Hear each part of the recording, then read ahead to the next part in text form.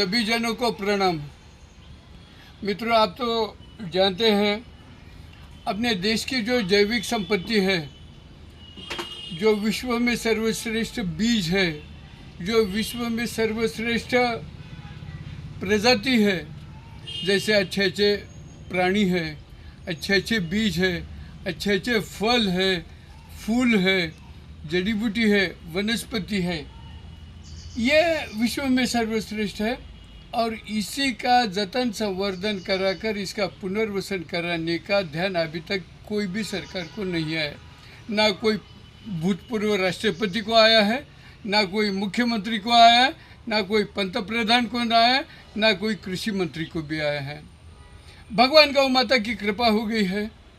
140 करोड़ आबादी में मैं अकेला ये देसी बीज जतन संवर्धन के लिए केंद्र सरकार आग्रह कर रहा हूँ।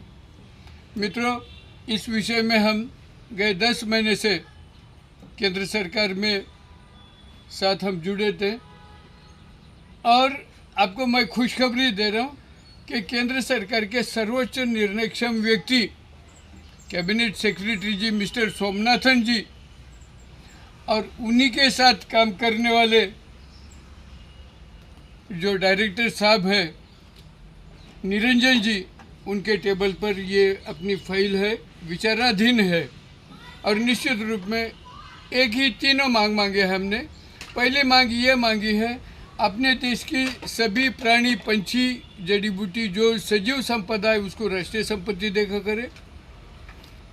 उसी में किसान लोगों को जो सरकारी योजना चलती है, जैसे किसान सम्मान योजना है, किसान सहायता योजना है, साथ में प्राकृतिक खेती योजना है, ये दोनों को इकट्ठा किया जाए और उसी के साथ प्राणी वृक्ष और देसी बीज की अनिवार्यता रखी जाए।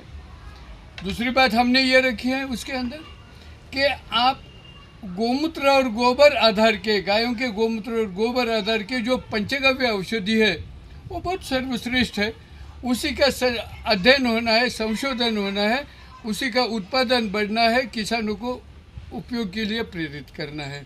तीसरी बात हमने ये मांगी है, जितनी भी रासायनिक जहरीली जो भी निविष्ठा है उसी के ऊपर टैक्स बहुत बढ़ाया जाए।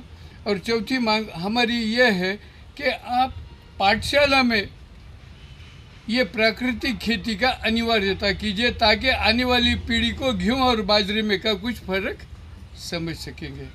मित्रों, काफ़ी बहुत कुछ समस्या है। अभी ये वीडियो मैं एक केवल राष्ट्रीय अभियान में मैं बना रहा हूँ। मैं तो दिन